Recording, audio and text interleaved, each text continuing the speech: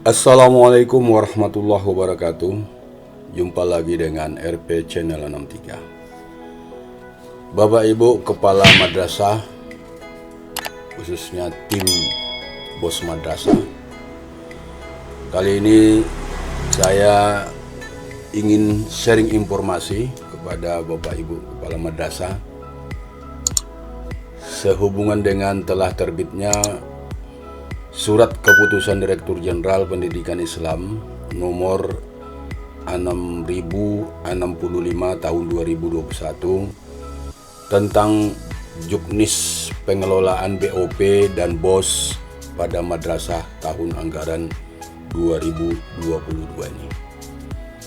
Setelah saya membaca dan menganalisis, ada beberapa perbedaan juknis ini bila kita bandingkan pada juknis sebelumnya. Apa saja perbedaan-perbedaan itu? Untuk itu ikuti terus tayangan video ini. Jadi Bapak Ibu, menurut saya menurut saya Bapak Ibu, adapun perbedaan yang prinsipil dibandingkan dengan juknis BOP BOS sebelumnya. Yang pertama, dari segi mekanisme penyusunan rencana alokasi BOP dan BOS. Pada juknis ini, dalam penyusunan rencana alokasi BOP dan BOS ini harus mengacu kepada hasil evaluasi diri madrasah.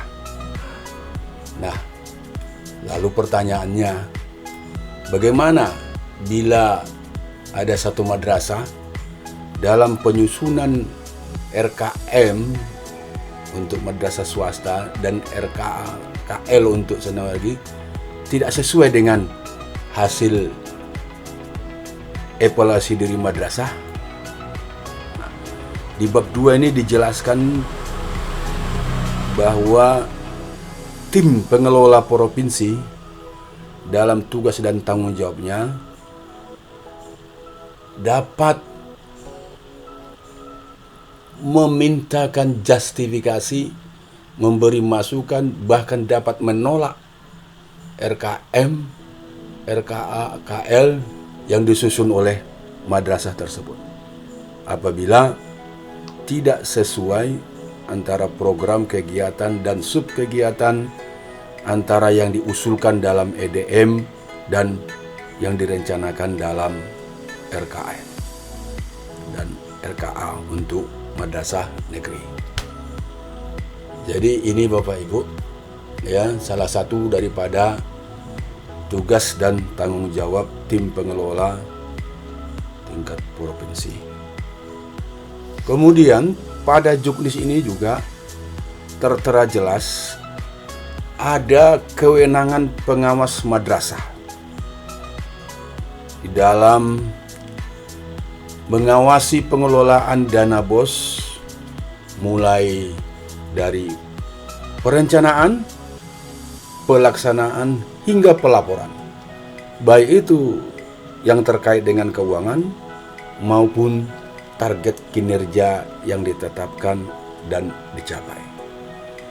Jadi pengawas madrasah dapat memberikan masukan kepada kepala madrasah untuk ditindaklanjuti dan dapat juga menyampaikan kepada tim BOS Kemenak sebagai bagian dari monitoring dan evaluasi terhadap madrasah yang berada di bawah binaannya. Kemudian Bapak Ibu, selain daripada yang saya sampaikan tadi, yang perbedaan berikutnya dalam hal penggunaan dana. Ini bisa kita lihat nanti di bab 3. Yang paling berbeda di dalam penggunaan dana BOP dan BOS berdasarkan juknis ini adalah Saya memperlihatkan di nomor 7 ini, di mana di dalam penggunaan dana BOP dan BOS dapat digunakan untuk belanja pegawai, baik honor, guru, dan tenaga pendidikan bukan PNS, dan honor-honor kegiatan lainnya, dengan batas maksimum sebesar 50% dari total dana BOP dan BOS yang diterima oleh madrasah dalam 1 tahun. Nah, sementara kalau kita melihat juknis BOP dan BOS tahun 2021 itu hanya berkisar 30%. Namun Bapak Ibu, di dalam mengalokasikan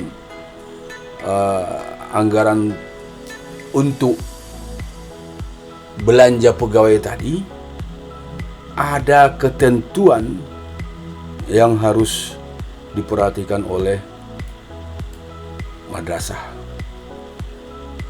yaitu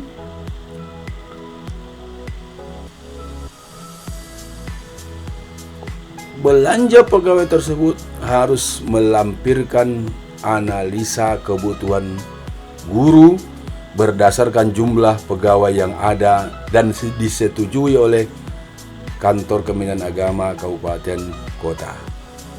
Jika berdasarkan perhitungan kebutuhan belanja pegawai madrasah, jumlah belanja pegawai melebihi persen yang ditetapkan di atas, maka madrasah harus menyampaikan justifikasi atas kelebihan tersebut untuk diverifikasi dan disetujui oleh Kepala Kantor Kementerian Agama Kabupaten Kota. Selanjutnya, dalam menentukan besaran honor rutin, madrasah dapat mempertimbangkan A. Beban kerja yang diterima masing-masing PTK, baik beban kerja rutin maupun beban kerja insidentil.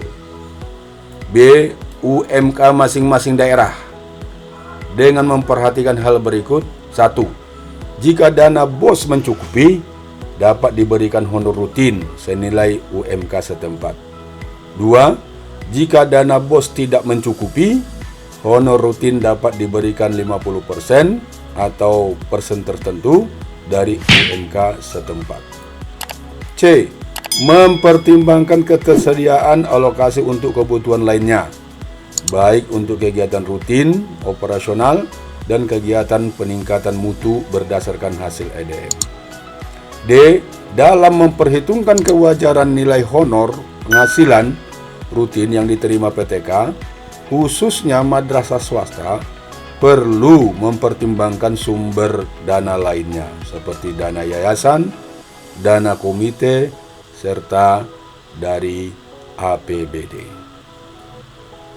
Kemudian Bapak Ibu, pada komponen pembiayaan dapat juga dibelanjakan oleh madrasah terkait dengan honor rutin guru bukan PNS, di mana dana BOP dan BOS dapat juga dianggarkan untuk THR atau honor ke-13. Nah, ini sesuatu yang kabar baik bagi guru-guru yang ada di madrasah. Tapi dengan catatan jika anggaran madrasah memungkinkan. Nah, itu. Jadi silahkan ya, dari juknis ini tidak ada pelanggaran jika dana BOS itu nanti kita anggarkan untuk pemberian THR atau honor ke-13 bagi guru-guru yang bukan pegawai negeri sipil. Kemudian boleh juga dianggarkan honor rutin guru bukan PNS yang sudah sertifikasi. Nah, ini juga Bapak Ibu yang berbeda dengan juknis sebelumnya. Guru-guru yang bukan PNS ini yang sudah sertifikasi dapat juga diberikan honor rutin. Tetapi jangan lupa agar memperhatikan prinsip pemerataan, berkeadilan, dan mempertimbangkan beban kerja setiap GPPNS dan tentunya kemampuan keuangan madrasah. Jadi contohnya bagi madrasah swasta yang jumlah siswanya sedikit, tentu ya sulit untuk menganggarkan karena masih banyaknya kebutuhan yang lain. Selanjutnya, perbedaan lain dari Juknis ini dengan Juknis sebelumnya adalah dalam hal penyusunan RKM itu menggunakan aplikasi elektronika RKAM. Jadi Bapak Ibu, untuk tahun 2021 ini lebih kurang ada 50% madrasah kita baik negeri dan swasta telah mengikuti BIMTEK EDM ERKM ini. Jadi pada madrasah ini diwajibkan di dalam penyusunan RKM tadi itu menggunakan aplikasi elektronika RKAM dan EDM. Nah, tentunya ini nanti akan terus berlanjut, direncanakan pada tahun 2022 nanti seluruh madrasah baik negeri dan swasta sudah mengikuti BIMTEK EDM RKM ini, sehingga nantinya di dalam pengelolaan dana BOP dan BOS wajib menggunakan aplikasi.